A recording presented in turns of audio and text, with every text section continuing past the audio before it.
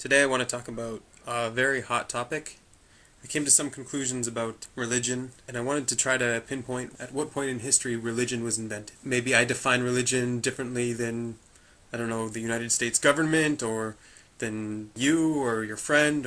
So first I'd like to start to try to figure out what is religion before we can start and sort of pinpoint where and when it began, who invented it, or how it was invented. The first thing we should realize is that religion was not always around. Before religion, you never said, I was a Zeusist or something. You said, who's your God? Which God do you believe in? Which God do you pray to? Which God do you worship? Which temple do you go to? You can't consider someone who worships Zeus to be of the Zeus religion. You can't expect someone who worships Dionysus to be of the Dionysus religion. He just worshipped Dionysus. It was his god. Same thing goes after gods were united into some form of theology, deistic philosophy. That's also not a religion, like Hinduism or Greek mythology. It doesn't have set laws and restrictions. What should you do? How should you act? Which I'm sure people will disagree with. That's okay. To pinpoint, where religion started, you have to sort of try to define religion. The major religions of today, you would say, are, I guess, Judaism, Christianity, and Islam. And why would they be religions? When did they start? That's also a good question. Obviously, the more ancient, the one, you can't say Christianity invented religion, because before Christianity there was something called Judaism, and Christianity predate Islam. So you can't say Islam invented religion. They were both modeled after Judaism. Were there religions before Judaism? My personal belief is there weren't anything that's considered a religion. And I know people today would consider yoga a religion, or Buddhism a religion, but they're not. Buddhism is more like a philosophy, a personal philosophy. It's not even a deistic philosophy, because there's no idea of God or the divine. Ideas of right and wrong in Buddhism are more on a general basis than a specific. That's why I wouldn't consider it a religion. According to the United States, it's a religion, and I'm not going against that. That's a different definition. Where did religion come from? And I'd like to start with some sort of analogy, because I do not believe that Judaism began with the receiving of the Torah or the writing of the Torah. Well, before we go into that, also I wanted to say, well, what about prophets? Each religion has its own prophet. Like, that could be a theory, right? Which is also not the case, because some prophets are accepted by multiple religions, and some prophets are around without religion. Like, for example, Martin Luther King might have been considered a prophet. Not a religious prophet, but a prophet. He saw some degree an ideal future and presented it to his public. And I'm not speaking about if he was a true prophet, he really saw the future, any of that. I'm not talking about that. I'm talking about someone who foresees the future and tries to present it. And so you can say Martin Luther King was that. You can say Adolf Hitler was a form of prophet. But you would never say Nazism is a religion. Also, within a religion, there could be different sects. And this sect could have one prophet, whereas another sect has another prophet. Prophetic writing is also not something, because Christianity is based off something called the New Testament, which isn't a prophetic writing. It's a journalistic writing. It's a history writing. It's not something that a prophet wrote or something. So the definition of religion can't really go through that direction either. To get back to what I was saying before, how Judaism didn't start off as a religion when they received the Torah. So when did it become a religion? That's the major question. And when Judaism became the religion, from my perspective, that is when religion was created and invented. Because after that, things sort of started modeling themselves after this creation called religion. Christianity and Islam sort of looked at this sort of organization and said, let's model another organization based off of this one, because this one has been succeeding in a way. So let's put it through an analogy. Let's say Canada, it's not a religion. It's a nation. It has laws, it has customs, holidays, all that sort of thing. Say it was destroyed by the USA, it was just one day attacked and destroyed. Maybe Canada provoked the USA, I don't know, but the US sort of dispersed and sent all Canadians into exile, and all over the world now you have a bunch of Canadians that are no longer a nation, they no longer have a government, they no longer have a land, but they still sort of remember what Canada was. And so what are these Canadians going to do? They're either going to assimilate into different cultures. The Canadians in France will become French, and the Canadians in Mexico will become Mexican, or they have a choice to say, hey, I'm living in France, but I'm still a Canadian. And one day the world will see that it was an injustice that the US came and dispersed us, and we'll get our land back, and we'll go back and we'll be Canadian again. So what they could do is they could say, hey, you know what?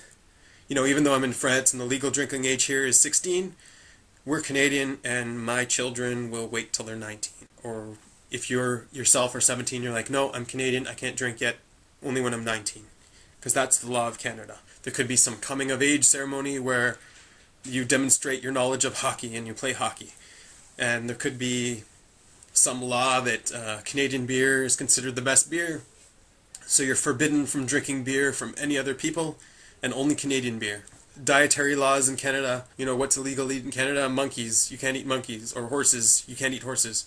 So, if you're in a country that horses their delicacy, you're like, no, I'm Canadian, we don't eat horses. Have a law, to be a good Canadian, you have to pick up litter if you see it. To be a good Canadian, you have to be polite, say thank you and please, and have certain laws on those. Canadian law could also be, the idea of innocent until proven guilty. You might be in a country where everyone gets their head cut off, like without even being proven guilty. So you might say, hey, instead of bringing our disputes to the justice system of the country, which is inferior to our ancient Canadian customs, let's have a Canadian court based on the principle of innocent until proven guilty. All of these different things that are once national laws and national customs, right? You could say, no, we refuse to celebrate Thanksgiving on this day, we celebrate it on the Canadian day. Even if we're in Europe where there's no Thanksgiving, we will celebrate our Thanksgiving and Canada Day and all these things. So really what you're doing is you're taking a nation and encrypting it into some sort of entity where whoever is a part of this nation will keep these laws and customs so that one day, when they get back to Canada, they can reinstate the customs and the laws. So when did this happen for the Jewish people? It was the destruction of the Second Temple. When the Second Temple was destroyed by the Romans, they were dispersed. The elders of the time encoded certain laws and rituals and things that people that were part of this nation of Israel should keep and practice. Like even in the Torah it says, this is the law that you should keep in the land, in the land. It always says in the land. So now you're out of the land, so why keep them? So it's so that you don't forget. This is what Nachmanides said. When we're back in the land and we have to reinstate the government, we don't want to forget those laws. The Gemara, and before the Gemara, the Mishnah, which is an encoded nation. All of the court cases, all of the law, all of the philosophy, all of the ways of living, everything that encompassed the nation, the dietary laws, the criminal code, the damaging codes, the invention of the synagogue to replace the temple, the prayers, three times a day prayers. All of this is instituted around the time of the destruction of the Second Temple. In order so that one day when we come back to the land, we won't forget what our nation was, and we can restore it, resurrect it. After we're in exile for a while, we have sort of other groups looking onto it and copying it, and making the mistake of thinking that we are a religion, and we can copy this religion and make our own religion. Which, religion in itself is an encoded nation. It's an encrypted way to keep the nation. There are two mistakes you can make from both extremes. One extreme is the ultra-religious who believe, we are a religion and we have to keep all these laws religiously. Where is this the problem? It's not a problem in exile, because that's the purpose of it. Well, problem, I mean, from those who created it, the intention in creating this entity known as religion. So in exile, they're supposed to keep the religion religiously. That's how you survive, and that's how you come back. But in Israel, when you come back to Israel and you still keep the religion religiously, you're making a mistake. Really what you're supposed to be doing is restoring the nation, bringing it back to what it once was. So kosher laws are no longer, a personal thing that you're keeping. It's a national dietary laws. Canada, for example, you can't make animals suffer. It's considered inhumane. So kosher law is also to eliminate animal suffering. You're not allowed to have a nick on the blade if you're going to slaughter an animal. All of this boils down to a national thing, not a personal thing that you're supposed to keep. It's supposed to be nationwide. And then nationwide, it's now illegal to eat these animals. Just like in Canada, it's illegal to eat horses and monkeys and dogs. So that's sort of the same thing. So if you were to go to Thailand as a Canadian and everyone was eating dogs around you, you'd be like, I'm a Canadian, sorry, I don't eat dogs. So it's the same thing. I'm a Jew, sorry, I don't eat pig. It's a national law.